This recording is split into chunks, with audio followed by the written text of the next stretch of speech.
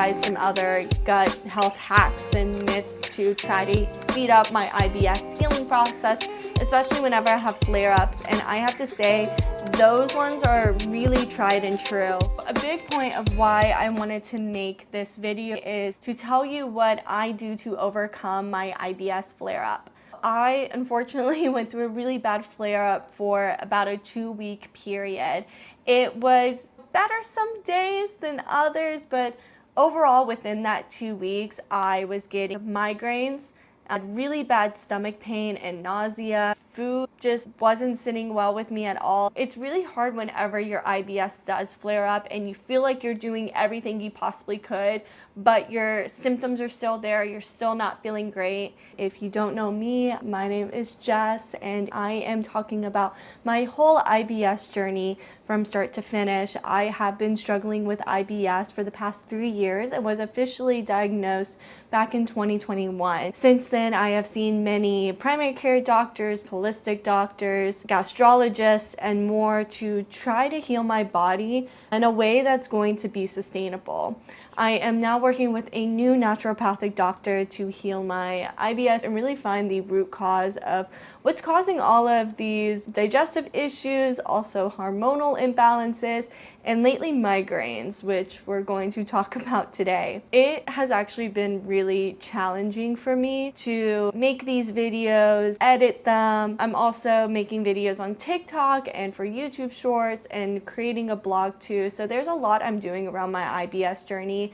And if you want to learn more about why I'm sharing my story, I have my first video I'm going to link. It takes a deep dive into what my past 3 years have looked like and why I'm starting to record it now. Essentially, it's been really hard for me to have the motivation to keep going because I've been having a really bad IBS flare-up.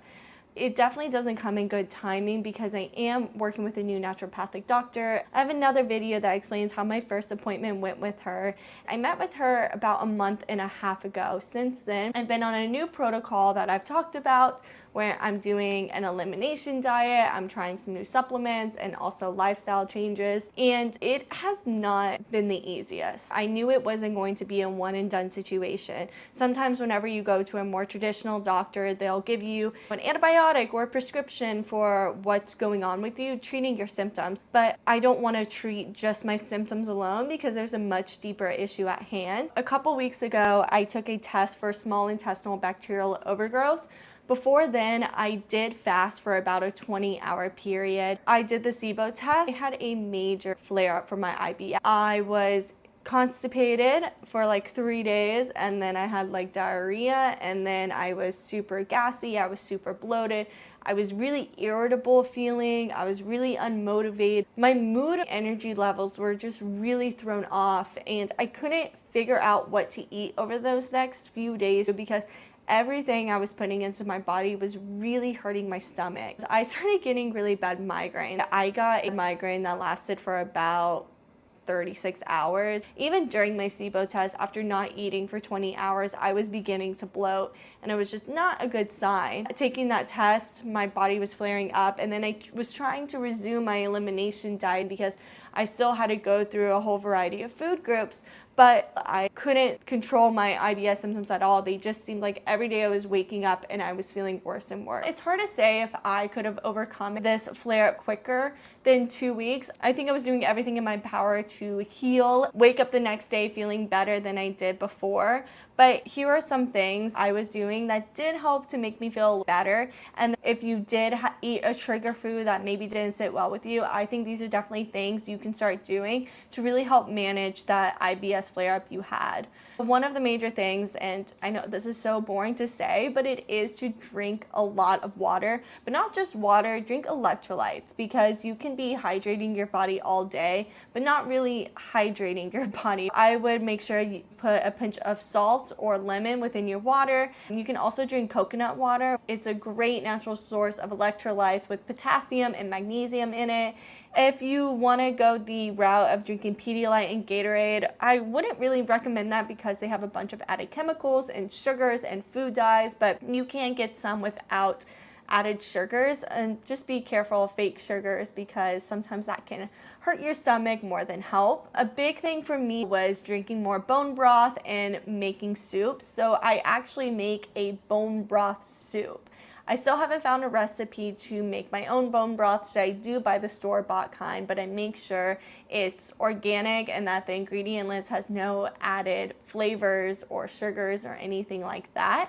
It really helps to soothe the stomach because bone broth has so many good micronutrients in it, including things like magnesium, zinc, L-glutamine, psyllium, and soup also hydrates you. Another thing that helps just to like get things moving within my body because I feel stagnant and inflamed is I'll do lymphatic drainage massages. I'll do dry brushing, facial massages. I'll make another video on the lymphatic drainage massages I do, but I find that that really helps to get things moving because a lot of times I just feel very bloated and swollen. Another thing that helps is soaking in warm baths with Epsom salt. Another thing to help get things moving is doing some light exercises or yoga. So walking, getting that natural sunlight in and being able to walk at a gentle pace and move your body, and doing light yoga exercises. There are some that are really good to help improve your digestion. Honestly, I love Yoga with Adrienne. She has some great YouTube videos on digestion alone, and you can use those videos to kind of just move through a gentle, easy flow yoga, and you could do it before bedtime too. I sleep as much as I can. I think having an IBS flare-up makes me very fatigued and exhausted, and I don't try to push through that sleepiness because that's what's going to create more added stress on my body. But if there's a moment where I feel like I need a nap, I feel like I need to rest my head, I will take those opportunities to do so. And then I'll also call it lights out super early and be more consistent with my sleep routine as well. Magnesium supplements also help me rest at night and actually move into deep sleep, whereas other times I feel really restless. Whenever I have an IBS flare-up, I feel like I'm waking up a lot. I have to wake up to go to the bathroom and things like that. But magnesium really helps me sleep, and it's just a great nutrient to have that we're usually deficient of anyways. One thing that really does help IBS specifically is peppermint. So drinking peppermint tea to calm your body. But an interesting thing you can also do with peppermint oil is you can ingest it orally. I love using veggie capsules. And you'll take the peppermint oil, put them in the veggie capsules, and be able to ingest it. With that being said, I do try to avoid any like laxatives or charcoal capsules. So charcoal capsules are my safe haven whenever I'm feeling really gassy, and it could be before a meal or it could be at night. Take a couple charcoal capsules to help absorb all that extra gas in my body, but it also tends to constipate me, so I try to be wary of how much I'm taking them. Taking laxatives just wreak havoc on your body, especially when you do have an IBS flare-up. So I would try to stay away from those and move towards more natural remedies like increasing your fiber intake, eating more fruits, berries, and veggies. On that note, I would cook as much as you possibly can at home. I know not everybody's the cooking type. I do love to cook myself, and that's why I hope you can begin to enjoy it as well on your own gut healing journey. Really knowing what's going into your food is going to help you immensely. For me, it's going to be knowing that there's no gluten in my food or there's no corn. I can reduce the amount of dairy if I'm cooking with dairy at all. Another thing too is avoiding things like onion and garlic because those are considered high FODMAP foods. If you haven't heard of the MAP diet, it's these short chain carbohydrates that tend to cause discomfort within the gut. They are poorly absorbed by the small intestine. They're hard to digest for those with IBS symptoms sometimes. So garlic and onion, those are high FODMAP. Staying away from those with an IBS flare typically helps me. And again, just adding such good, rich, nutritious cooked foods and less raw, because it's going to be a whole lot easier to digest on your body. And that's why I love making soups and broths. So the naturopathic doctor I'm seeing, one thing she suggested that I do a few days water fast.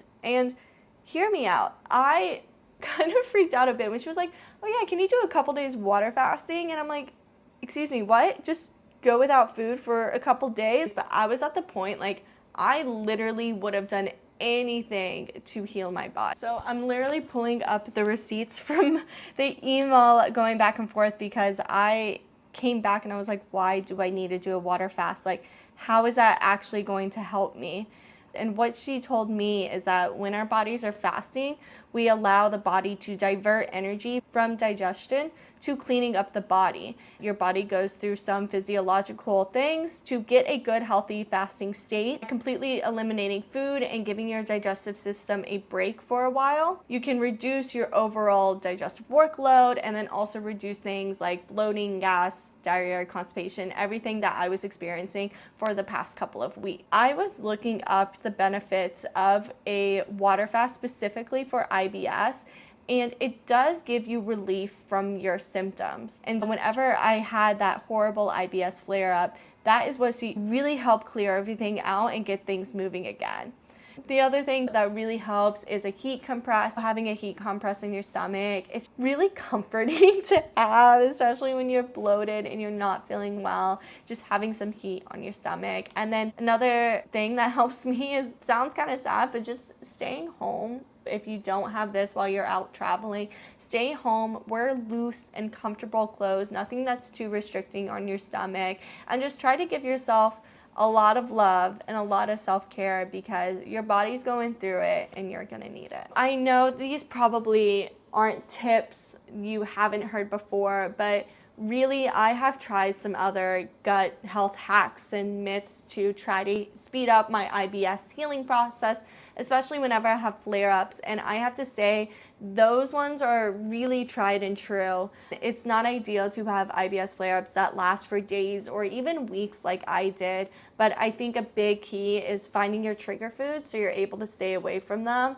And just giving your body a lot of love and care that it needs by nourishing it in the proper way and hydrating it in the proper way and sleeping and moving in a way that's going to feel comfortable for you, because it can be so disheartening whenever you do have a flare-up. But I think just having a lot of grace for yourself and what you're going through, and then letting the people around you know that as well, so they can begin to understand what you're going through and how to help you in some way, is going to be really encouraging. If there's anything you've tried that works for you and would love to leave it for the rest of the community to see, please drop a comment down below. I am always open to trying new things as well. I really do hope that this helps, and if you are in the midst of an IBS flare-up, you are not alone. I understand what you're going through, and don't worry, you will get through it because these things don't last forever. They just take some time. So that's all I have for you guys this week. Thanks so much for listening to me and joining my journey. If you want to follow along for more, I try to post videos every week if I'm not experiencing a flare-up, as you know. But I post videos every week. I'm just my first and last name, Jessica DeVue, and my blog is also coming live. Will be jessicadevue.com. You can follow me on TikTok and Instagram, and I hope that my journey empowers you to start your journey or continue on the one you're already on, because we all deserve to be happy and healthy. Bye.